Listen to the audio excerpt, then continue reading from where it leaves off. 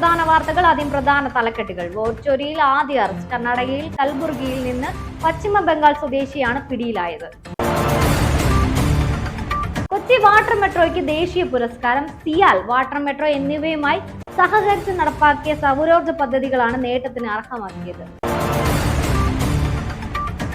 കണ്ണൂർ പാലത്തായിൽ 10 വയസ്സുകാരിയെ പീഡിപ്പിച്ച കേസിൽ അധ്യാപകനും BJP നേതാവുമായ K പത്മരാജന് ജീവപര്യന്തം തടവ്.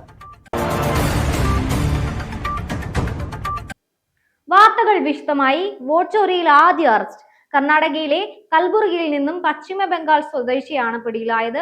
ആനന്ദ് മണ്ഡലത്തിലെ വോട്ടർ പട്ടിക ക്രമക്കേടിനാണ് അറസ്റ്റ്. പേര് നീക്കം ചെയ്യാൻ ക്രമരഹിതമായി അപേക്ഷ നൽകിയെന്നാണ് കേസ്. ആദ്യ അറസ്റ്റ് 2 ദിവസം മുമ്പാണ് രേഖപ്പെടുത്തിയത്. ഇന്നലെ ആളെ കോടതിയിൽ ഹാജരാക്കി റിമാൻഡ് ചെയ്യുകയും ചെയ്തു. രാഹുൽ ഗാന്ധി ആദ്യമായി വോട്ടർ പട്ടിക ക്രമക്കേടിനെ കുറിച്ച് വിശദീകരിച്ച മണ്ഡലങ്ങളിൽ ഒന്നാണ് അളന്ത് മണ്ഡലം. അവിടെ നിന്നുള്ള വോട്ടർ പട്ടികയിൽ പേര് നീക്കം ചെയ്യുവാൻ ക്രമരഹിതമായി പ്രവർത്തിച്ചു എന്ന പരാതിയിലുള്ള അറസ്റ്റാണ് ഇപ്പോൾ രേഖപ്പെടുത്തിയിരിക്കുന്നത്. കൽബുർഗിയിൽ പശ്ചിമ ബംഗാൾ സ്വദേശിയാണ് ഇപ്പോൾ അറസ്റ്റ് രേഖപ്പെടുത്തിയിട്ടുള്ളത്.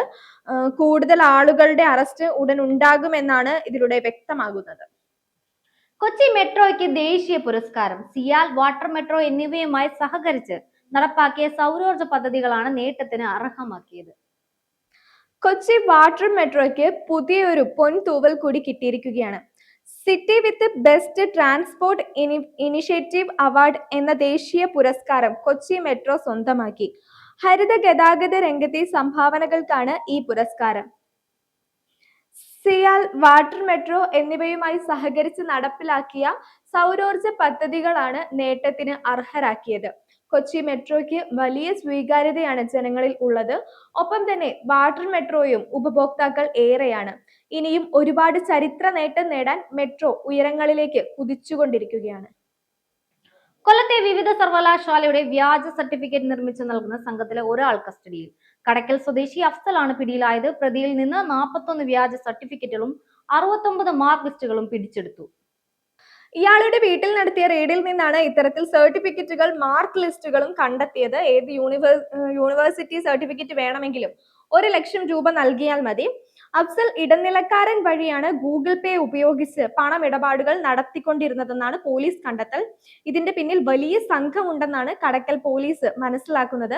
ഇയാളുടെ പലവിധ ഇലക്ട്രോണിക് ഉപകരണങ്ങളും പിടികൂടിയിട്ടുണ്ട്. എന്തായാലും പല ആളുകളും ഇത്തരത്തിൽ സർട്ടിഫിക്കറ്റുകൾ വാങ്ങി വിദേശ പഠനം അടക്കം ജോലികൾ അടക്കം ചെയ്യുന്നുണ്ട് എന്നാണ് പോലീസ് കണ്ടെത്തൽ. ഇപ്പോൾ അഫ്സൽ മാത്രമാണ് പിടിയിലായിരിക്കുന്നത്. എന്നാൽ ഇനിയും ആളുകൾ ഇതിലുണ്ട് എന്നാണ് പോലീസിന്റെ നിഗമനം. PV അൻവറിന്റെ ഉടമസ്ഥതയിലുള്ള അമ്യൂസ്മെന്റ് പാർക്കിൽ വിജിലൻസ് പരിശോധന. മഞ്ചേരി സിൽസില അമ്യൂസ്മെന്റ് പാർക്കിലാണ് പരിശോധന. സാമ്പത്തിക ഇടപാടുമായി ബന്ധപ്പെട്ട് തിരുവനന്തപുരത്തു നിന്നുമുള്ള വിജിലൻസ് സംഘമാണ് പരിശോധന നടത്തുന്നത്. തിരുവനന്തപുരത്ത് നിന്നുമുള്ള വിജിലൻസ് സംഘമാണ് സിൽസില അമ്യൂസ്മെന്റ് പാർക്കിൽ പരിശോധന നടത്തുന്നത്. സാമ്പത്തിക ഇടപാടാണ് പ്രധാനമായും പരിശോധിക്കുന്നത്. നേരത്തെ PV അൻവർ വായ്പ എടുത്തതുമായി ബന്ധപ്പെട്ട് ആരോപണങ്ങൾ ഉയർന്നിരുന്നു. ഭൂമിയുടെ വിപണി വിലയിൽ നിന്ന് വളരെ ഉയർന്ന തുക ലോൺ എടുത്തു എന്നും ഒരു ഭൂമി പണയം വെച്ച് തന്നെ 2 സ്ഥാപനങ്ങളിൽ നിന്ന് ലോൺ എടുത്തു തുടങ്ങിയ ആരോപണങ്ങളായിരുന്നു. ഇതിലിപ്പോൾ അന്വേഷണം നടന്നു വരികയാണ്. അതിന്റെ അടിസ്ഥാനത്തിലാണ് അമ്യൂസ്മെന്റ് പാർക്കിലും ഇപ്പോൾ അന്വേഷണം നടക്കുന്നത്. സാമ്പത്തികമായ അടിസ്ഥാനപരമായ കാര്യങ്ങളിലാണ് പ്രധാനമായും പരിശോധിക്കുന്നത്. ഇത് സംബന്ധിച്ചിട്ടുള്ള രേഖകൾ ആവശ്യപ്പെട്ടിട്ടുണ്ടെങ്കിലും കൈമാറിയിട്ടില്ല എന്നുള്ളതാണ് ഇപ്പോൾ ലഭിക്കുന്ന വിവരം. ഇപ്പോഴും അന്വേഷണം ഊർജിതമായി തന്നെ നടക്കുകയാണ്. PV അൻവറിന്റെ വാദം ഇത് രാഷ്ട്രീയപരമാണെന്നും ഇത്തരം നടപടികൾ സംസ്ഥാന സർക്കാരിൽ നിന്ന് പ്രതീക്ഷിച്ചിരുന്നു എന്നും പറയുന്നു. എന്തായാലും അന്വേഷണം ഇപ്പോൾ നടന്നുകൊണ്ടിരിക്കുകയാണ്. കൊല്ലത്ത് വ്യാജസ്വാമി അറസ്റ്റിൽ. മുണ്ടയ്ക്കൽ സ്വദേശി ഷിനുവാണ് അറസ്റ്റിലായത്. ആഭിചാര ക്രിയയുടെ മറവിൽ 11-കാരിയെ പീഡിപ്പിക്കാൻ ശ്രമം. പരീക്ഷയിൽ കുട്ടിക്ക് മികച്ച വിജയം ലഭിക്കുന്നതിനായി സ്വാമിയെ സമീപിച്ചപ്പോഴാണ് ദുരനുഭവം ഉണ്ടായത്. കൊല്ലത്ത് വ്യാജസ്വാമി അറസ്റ്റിലായി. പൂജയുടെ മറവിൽ പീഡനം നടന്നതോടെയാണ് കള്ളസ്വാമി പിടിയിലായത്. കൊല്ലം സ്വദേശി ഷിനുവാണ് പിടിയിലായത്. വിവാഹ ജീവിതത്തിലെ പിണക്കങ്ങൾ മാറ്റുന്നതിനാണ് ഈ വ്യാജസ്വാമി മിടുക്കൻ. ഒരു സ്ത്രീയുടെയും പുരുഷന്റെയും രൂപം തമ്മിൽ കൂട്ടിക്കെട്ടുകയാണ് ഇയാൾ നിർദ്ദേശിക്കുന്ന മാർഗം. ഇങ്ങനെ കെട്ടിയാൽ പിന്നീട് അവർ പിണങ്ങില്ലെന്നാണ് വ്യാജ പ്രചരണം. മറ്റ് മാർഗങ്ങളുമുണ്ട്. ആത്മാവിനെ ചൂരൽ കൊണ്ടടിച്ച് ബാധ ഒഴിപ്പിക്കുക, ആത്മാവിനെ കൊടത്തിൽ കെട്ടുക തുടങ്ങിയവയാണ് ഇയാളുടെ നേരം പോക്ക്.